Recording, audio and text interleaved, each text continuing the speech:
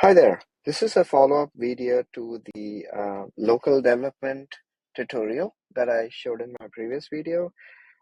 Here I'm going to go into the backend system of how the routing works to divert or to dynamically route requests from a remote Kubernetes cluster to developer workstations and from the developer workstations back into the cluster. So it's bi-directional connectivity that is set up by Signadot, and I'm going to be touching upon how the system works a little bit. So this was the demo application that I showed you earlier, where this was a microservices-based application where the front end is a single-page application talking to different various microservices on the back end, like location, driver, and route. And what we did was by deploying, running a new version of the route service locally, I was able to divert traffic to the new local version of the route service by injecting some headers into the request flow, right? So the way this works is, as in this diagram, you can see that the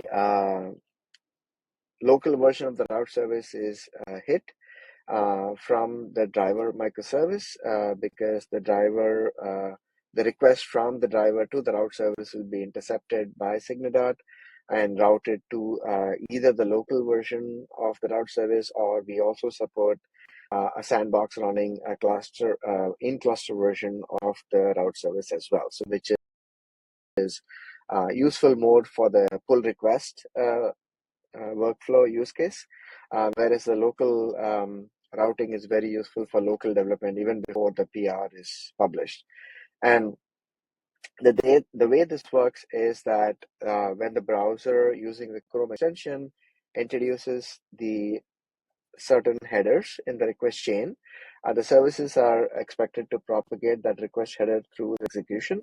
This is typically done through open telemetry libraries, or if you have any monitoring tool like Datadog or um, uh, some of the other monitoring tools. They also, if you have the tracing capability from them, they also do the context propagation for you. So based on the context propagation, uh, Signadot has sidecars in the services that it introduces, which basically look at the value of the header and then accordingly route the request to different versions of the services. So that's kind of how the local routing also works.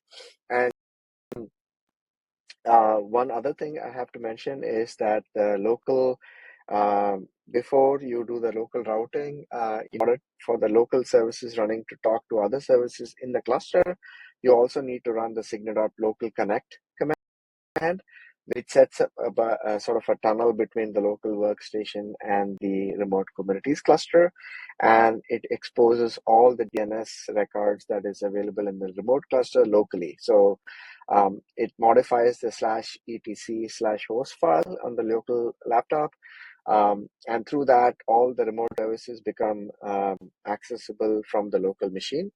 And that's how the local service can actually connect to all the remote dependencies. It could be services, it could be databases, it could be any resource in the remote cluster. All of them become available locally.